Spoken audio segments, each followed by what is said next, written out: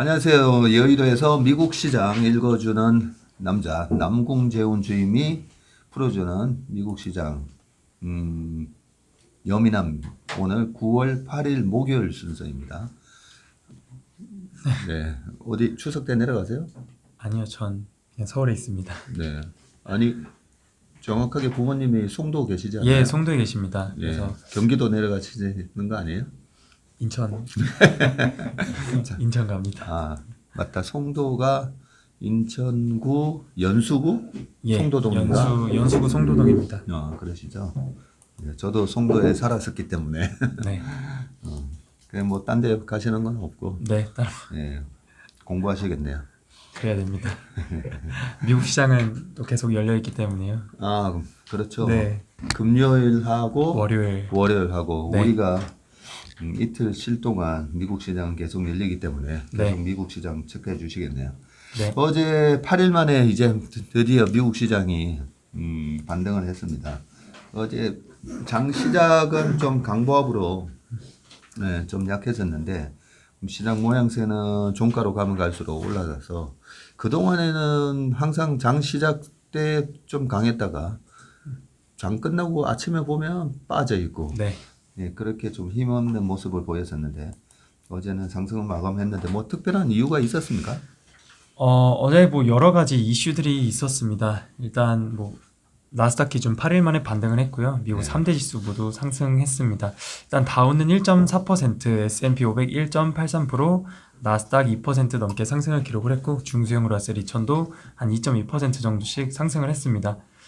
그리고 어제 11개의 업종 중 10개의 업종이 모두 상승했습니다. 에너지를 제외한 전 업종, 뭐 자유소비재가 한 3%, 유틸리티도 3.1% 이렇게 크게 상승을 했고요. 뭐 IT나 금융, 커뮤니케이션, 부동산 소재 대체로 한 1%에서 2%대의 상승을 기록을 했습니다. 예, 자유소비 소비재가 그동안 많이 빠졌었기 때문에 반등이 들어가는 거는 아니군요. 이 커뮤니케이션이 많이 빠졌었다 그죠? 네. 커뮤니케이션이 많이 빠졌고 IT가 이제 많이 빠졌었는데 유틸리티는 그동안에 강했었는데 어제도 또 강했네요. 네, 어제도 강했습니다. 그렇군요. 반면에 에너지는 마이너스 1.16% 섹터가 빠진 거 보니까 어제 유가가 빠졌나 봐요. 네, 어제 WTI는 한 82달러, 배럴당 82달러까지 떨어졌습니다. 많이 어제 한 빠졌네요. 네, 5.7% 하락을 하면서 거의 전쟁 이전 수준까지 유가가 하락을 했고요. 천연가스도 네. 어제 3.7% 하락을 하면서 한 7.8달러 선에 마감했습니다. 네, 유가 기준으로 지금 3개월 수익률이 마이너스 26.8%예요. 네, 그러면 3개월 동안에 아주 큰 폭으로 지금 빠진 걸 보니까 추세는 완전히 이제 꺾였다라고 볼 수 있고 천연가스 가격이 9달러를 돌파하면서 또 물가에 유럽 특히나 네. 유럽 물가에 큰 영향을 준다라는 기사가 있었는데 천연가스 가격도 8달러가 깨졌네요. 네, 깨졌습니다. 어제 푸틴이 한마디 하기는 했습니다. 그 네. G7이 러시아산 원유 가격의 그 유가 상한제를 뭐 하겠다 네. 이런 기사들이 있었고 푸틴은 이제 경제적 이익에 좀 반대가 된다면 뭐 공급을 다 끊겠다, 공급하지 않겠다. 그리고 네. 가스나 원유, 뭐 석탄, 휘발유 뭐 아무것도 없다 이런 좀 인터뷰를 했는데 네. 오히려 유가는 하락을 했습니다. 그래서 뭐 최근에 말씀드렸던 것처럼 유럽의 뭐 천연가스 저장량이 한 80% 이렇게 차 있고요. 그리고 네. 네덜란드 그 벤치마크 유가 TTF도 어제 한 12% 이렇게 하락을 했습니다. 그래서 말씀하신 것처럼 유가나 천연가스의 그 상승 추세가 좀 꺾였다 이렇게 봐야 할 것 같습니다. 예. 그러면 그 10년물 국채나 금리도 좀 빠졌습니까? 네, 10년물 국채 어제 9bp 정도 하락을 하면서 3.26% 기록을 했고요. 2년물이 원래 한 3.5에서 또 어제 한 7bp 하락하면서 3.43에 마감했습니다. 이 금리가 꺾여야 되는데 네. 다행히 많이 꺾인 건 아닌데 그나마 소폭이라도 꺾여서 다행입니다. 유가라든지 그 여러 가지 원자재 가격을 보면 이제는 기대 인플레이션이 좀 꺾이면서 금리가 이제 빠질 때도 됐는데 네. 예, 지난번 3.5 정도까지 10년물 기준으로 3.48 정도까지 올랐다가 빠졌다가 지금 반등이 들어오는데 이렇게 좀 쌍봉을 치고 좀 빠졌으면 좋겠네요. 네. 어제 베이지북이 발표가 됐나요? 네, 어제 베이지북이 나왔습니다. 그 FOMC가 일단 9월 20일, 21일 날 예정이 되어 있고요. 베이지북은 미국의 그 현재 경기의 동향을 미국 전체를 관할하는 그 12개의 지역 연방은행에서 각 지역별로 설문조사 뭐 이런 걸 하면서 결과를 발표해 줍니다. 그래서 뭐 간단하게만 보면 거기서 지난 6주 동안 경제 활동에는 큰 변함이 없었다라고 했고 조금 약화하긴 했지만 소비 심리는 여전히 좀 안정적이다. 그래서 자동차 소비는 조금 둔화되었지만 성장 전망은 전반적으로 약세를 보인다. 이렇게 좀 정리를 했습니다. 요 베이지북은 어제 우리 최일호 상무께서 예. 오늘 자세하게 한번 또 체크해 주신다고 하셨죠? 예, 그렇습니다. 예, 그러면 좀 이따가 그 채플미에서 베이지북도 확인해 주시기 바라겠습니다. 그리고 또 연준 의장들이 또 계속 말을 하고 있죠. 지금 블랙아웃 기간이 언제부터라고 했죠, 재상님? 10일부터 10일부터입니다. 네, 아, 10일부터니까 10일 되기 전까지는 좀 네. 말들을 많이 하시겠어요, 보니까. 어제 또 베이지북도 나왔고 네. 각 연방은행에서 이런저런 설문조사도 했고 또 어제 이런저런 발언들이 나왔습니다. 이전에 어제 월스트리트 저널에서 닉이라는 기자가 있습니다. 네. 이분이 그 워싱턴에서 또 페드에 뭐 출입을 하면서 음, 약간 좀 그 뭐랄까 연준의 뭐 비공식 대변인이다 뭐 이런 말도 좀 있었습니다. 아, 이분이 지난번 네. 뭐 4월, 5월 달에도 이번에는 빅 스텝, 자이언트 네. 스텝 네, 거의 뭐 정확하게 페드의 행보가 어떻게 될 건지에 대해서 말해줬다는 그 기자군요. 네 맞습니다. 그분입니다. 네, 닉 티리 티미 티미 라우스? 라우스 예. 예. 이제 이런 기사가 있었는데 페드는 9월달 FOMC에서 한 75bp 인상할 것이다. 이러는 또 기사를 어제 썼습니다. 예. 이후에 또 연준 위원들 발언들이 이어졌는데 먼저 라엘 브레이너드 연준 부의장입니다. 예. 이분이 원래 약간 비둘기파적인 인물로 알려져 있는데 매파적인 발언을 했는데 지금까지 빠르게 금리를 올렸지만 추가로 더 올려야 한다. 가계와 기업이 기대 인플레이션 2% 초과를 전망을 한다면 인플레이션을 잡는 것이 더 힘들다라고 하면서 통화 정책은 한동안 이 제약적 영역, 리스트릭트 테리토리라는 이 용어를 되게 많이 사용을 합니다. 연준 네. 쪽에서. 그래서 이 제약적인 영역에 머물러야 할 필요가 있다라고 하면서 아직 할 일이 많다, 뭐 데이터를 볼 거다라는 코멘트를 했습니다. 그리고 로레타 메스터 총재도 발언을 했습니다. 그래서 금리를 계속 올려야 한다. 내년 초 4% 금리가 넘어야 한다라고 하면서 올린 다음에 이 높은 수준의 금리를 장기적으로 유지를 해야 한다라고 하면서 인플레이션 피크아웃에 대한 얘기는 아직 이르고 내년 물가를 한 5%에서 6%대로 전망을 한다라고 했습니다. 그래서 성장률도 올라가고 내년에 한 미국의 성장률이 한 2% 그리고 실업률도 좀 오를 것이다. 이렇게 발언을 했습니다. 네.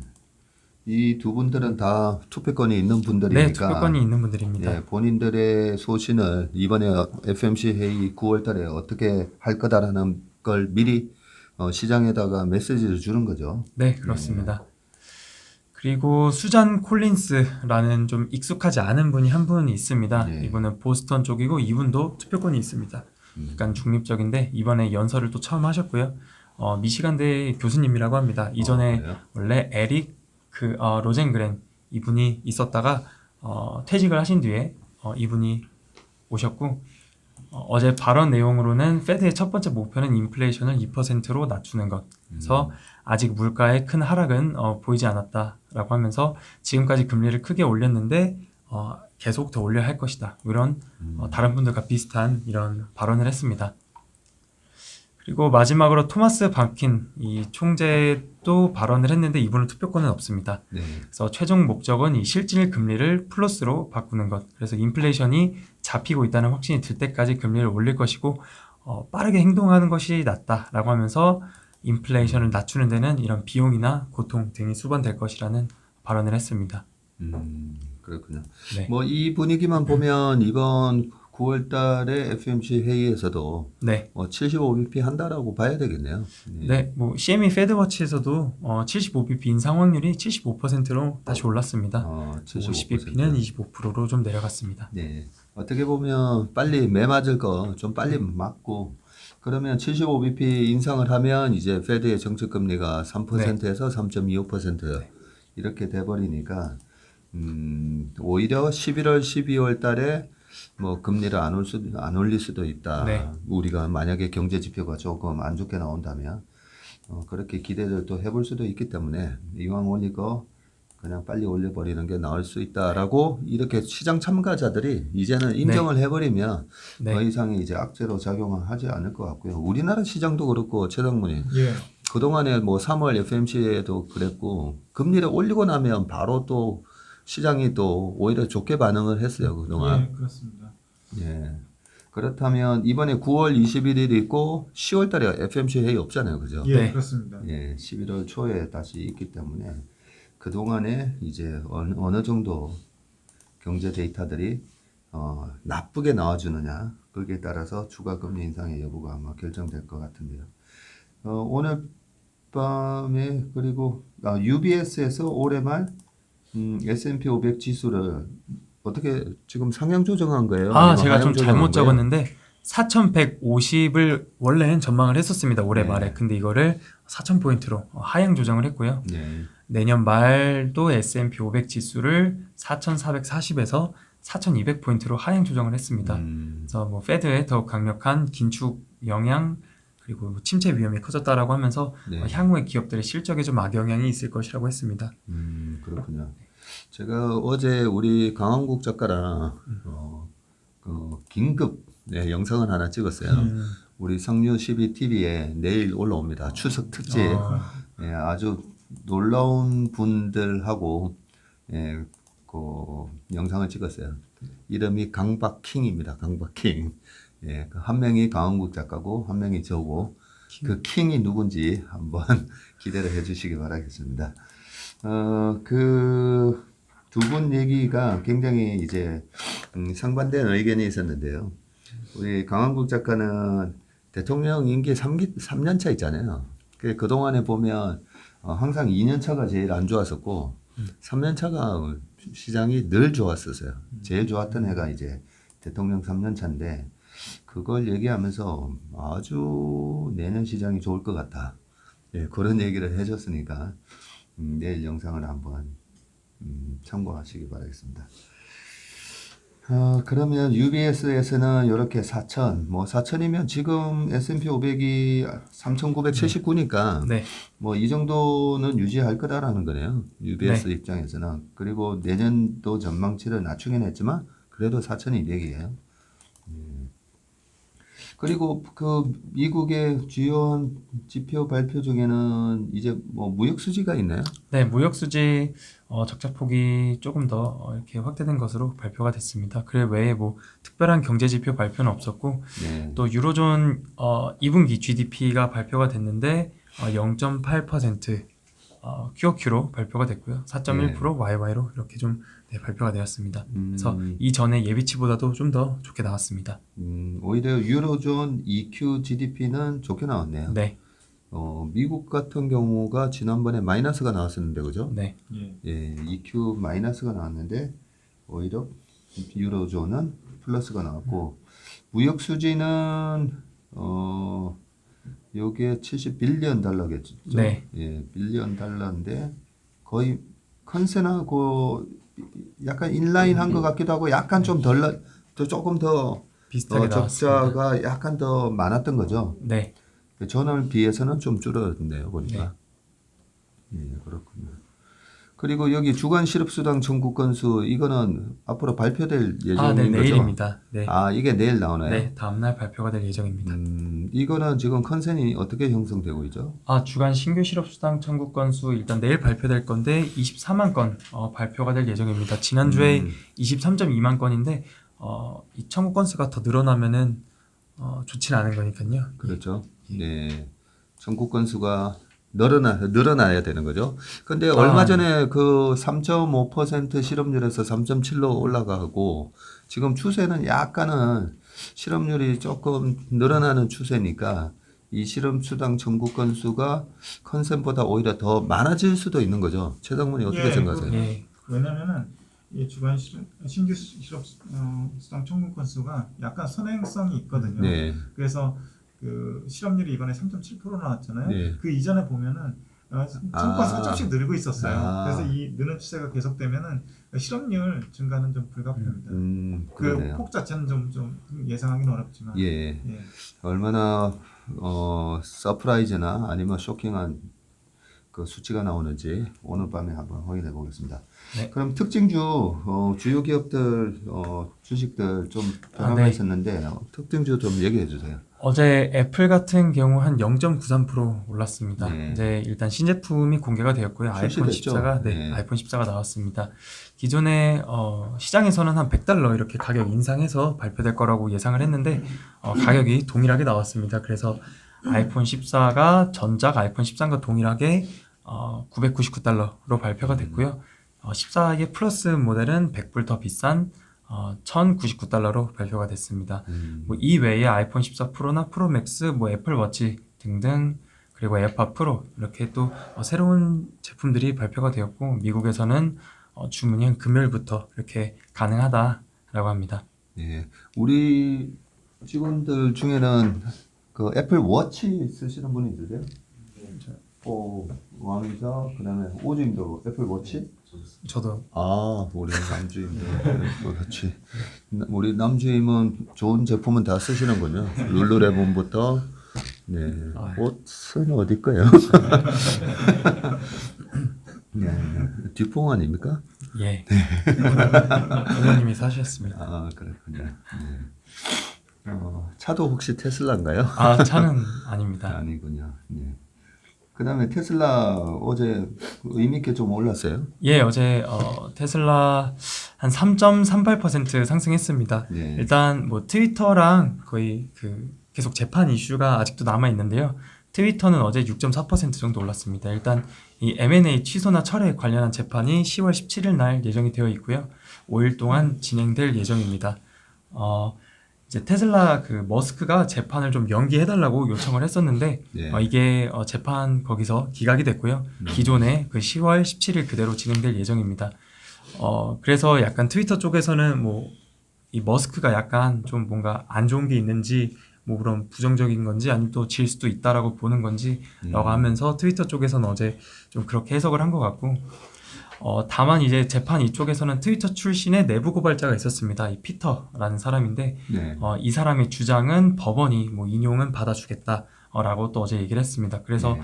이 사람은 올 초에 트위터에서 근무를 했고요. 보안 책임자였다라고 합니다. 그래서 트위터의 이런 스팸 계정 관리나 이런 것들이 문제가 많았다라고 증언을 하기도 했습니다. 네. 이런 거 보면 뭐 그냥 테슬라가 그냥 본업에만 그냥 충실했었으면 하는 생각이 좀 드네요. 이런 게 다 노이즈잖아요. 괜히 네, 그렇습니다. 예, 테슬라를 가지고 계신 주주분들께서는 이런 걸로 인해서 뭐 재판 열린다고 이렇게 하니까 괜히 이제 좀 고민거리가 많아지는 부분인데 어제 그 항공주들이 전부 다 이렇게 강했던 네. 모습을 보였어요, 보니까. 네, 어제 항공주도 강세를 보였고요. 뭐 그 외에 뭐 카니발이나 이런 쪽 크루즈 쪽도 강세를 네. 보였습니다. 대체로 한 5% 정도 수준에 올랐는데 어제 유나이티드 에어라인 UAL 3분기 실적 가이던스를 상향 조정했습니다. 그래서 3분기 실적이 19년도 대비해서 매출이 12% 성장할 것으로 봤고요. 네. 탑승률은 코로나 이전 대비해서 한 마이너스 10%에서 11%, 그러니까 거의 한 90% 정도 회복할 것으로 전망을 했는데 네. 기존의 매출은 11% 성장을 전망을 했고요. 탑승률은 거의 비슷하게 전망을 했습니다. 이것보다 좀 상향 조정을 했고 영업이익률이 10.5%로 상향 조정을 했습니다. 네. 기존의 10%보다 좀 더 올렸습니다. 그래서 여름에 수요가 되게 강했고 다음 분기에도 지속이 될 거다라고 하면서 너무 강한 수요에 이 JFK 가장 바쁜 뭐 뉴욕 공항이라고 합니다. 네. 이쪽에서 추가 항공편 승인을 또 요청을 했는데 그래요? 네, 요거를 너무 수요가 많다 이러면서 승인을 요구를 했는데 이거를 거절한다면 유나이티드 에어라인이 10월 달에는 뭐 철수를 하겠다 이렇게 좀 강한 의견을 또 냈습니다. 그렇군요. 사실 유가가 이 정도 빠지면 어떻게 보면 항공주 입장에서는 그죠? 네, 가장 지금 그 항공유가 또 기름 중에서는 제일 비싼 기름인데 이 항공유가 떨어지게 되면 아무래도 코스트에 떨어지게 되고 이 유류 할증료라고 해서 고객들한테 떠넘기는 그런 티켓 가격도 떨어지게 되니까 그죠? 수요가 또 네. 더 늘어나는 그런 효과가 있을 거니까. 지난번에 아메리칸 에어라인이 2분기 네. 실적 발표를 했을 때 코멘트에서 유가가 100불이 넘어가더라도 이익이 난다라고 얘기를 했었습니다. 아, 예. 그리고 또 최근 한 몇 달 전에 음. 그 비행기 가격 에어페어 이게 예. 또 거의 한 25% 30% 이렇게 올랐었다라고 발표를 했었기 때문에 네. 네, 앞으로도 뭐 수요가 계속 강하다. 그리고 유가도 많이 하락을 했기 때문에 항공주들 뭐 다음 분기 실적에서도 좀 관심 갖고 보면 좋을 것 같습니다. 네. 예전에 워런 버핏이 델타 에어라인을 갖고 있다가 코로나 때 그때 다 날렸던 걸로 기억하는데 워런 버핏이 언제 다시 항공주를 또 사시는지 한번 눈여겨볼 필요가 있어 보입니다. 요즘 밈 스탁들은 상당히 안 좋아요. 네, 잘 알려진 밈스탁 중 하나인 게임스톱입니다. 어제 실적 발표를 했고요. 어제는 4.3% 하락을 했지만 현재 시간 외에서 11% 넘게 또 다시 좀 급등을 하고 있습니다. 아, 그래요? 그래서 뭐 간단하게만 말씀드리면 매출액은 YOY로 4% 감소를 했고요. EPS도 컨센서스보다 잘 안 나오면서 실적은 좋지 않았습니다. 그리고 이 회사의 가장 큰 사업 부분 중에 이 하드웨어랑 액세서리 이쪽이 있는데 YOY로 2% 넘게 감소를 했습니다. 그리고 재고도 지난해보다도 계속 증가를 했는데 그리고 가이던스도 좀 불확실성으로 인해서 주지 않았습니다. 근데 시간 외에서 급등을 하는 것은 FTX, 이 세계 최대 암호화폐 거래소라고 합니다. 이쪽과 제휴를 맺었다는 소식이 있었고 지난 7월 달에 NFT 이쪽 시장을 개장을 했는데 이후에 FTX 이쪽과 제휴를 했다는 소식이 오면서 현재 시간에서는 좀 급등 중에 있습니다. 예. 뭐 밈스탁 보면 굉장히 변동성이 크잖아요. 네. 그 펀더멘탈이 안 좋기 때문에 이제 변동성이 큰 거고요. 그래서 웬만하면 이런 밈스탁은 좀 매매를 안 하셨으면 좋겠습니다. 예, 이상입니까? 네, 이상입니다. 예, 여미나 오늘 순서는 여기까지고요. 우리 남궁재원 주임님, 예, 행복하고 건강한 추석 보내시길 바라겠습니다. 예, 감사합니다. 감사합니다.